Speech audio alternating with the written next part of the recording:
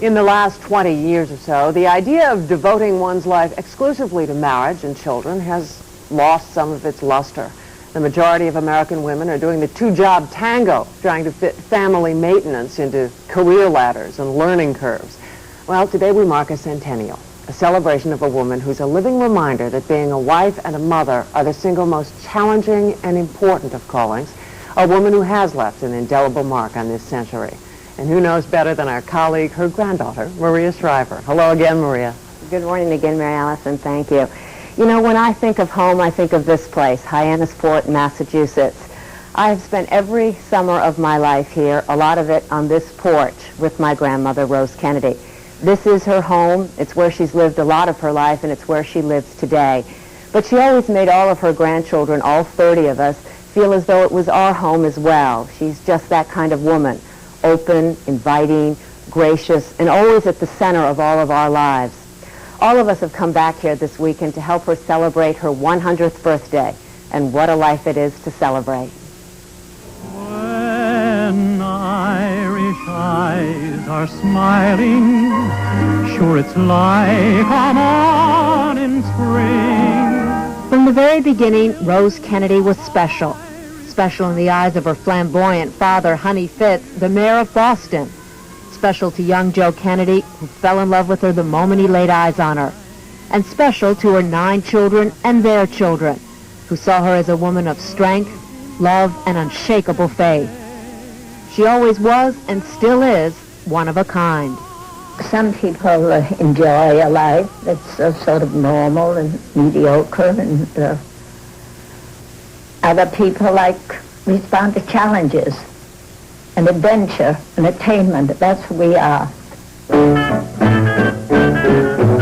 When she was a young girl, politics were her passion. As her father's constant companion at political rallies and on the campaign trail, she was known for her charm, her social skills, and her intelligence. Her father knew then what her sons would later discover. When it came to politics, she was the family's secret weapon. It's a great pleasure to introduce my 7th child, Robert Francis Kennedy. A lot of experience since I did it 2 days ago. Yeah, I know. I'm going to tell them you did. Well, why don't you give your own speech? See, that's it. We don't have, my brother and I never, the reason she's never introduced any of us before is because we never go on the same platform with her. We couldn't possibly compete with that.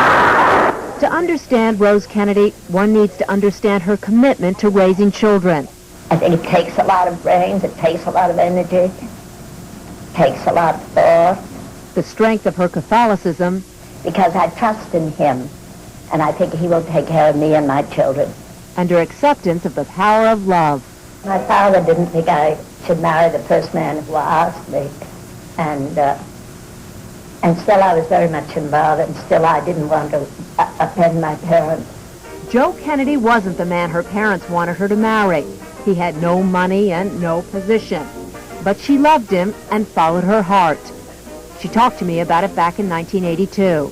When you first met Joe Kennedy, did you think that's the man I'd like to marry? No. You didn't? No, I had another boat, Hugh Norton. His father built the whole subway. So he was very grand. Yeah, much grander than Joe Kennedy. So why did you pick Joe Kennedy over Because his I mom? fell in love.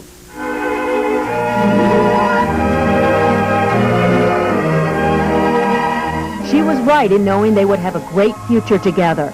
They were married in 1914 and had 9 children.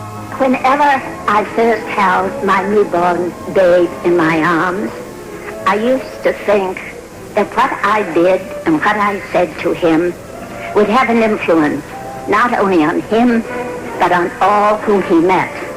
Not for a day, a month, or a year, but for time and for eternity.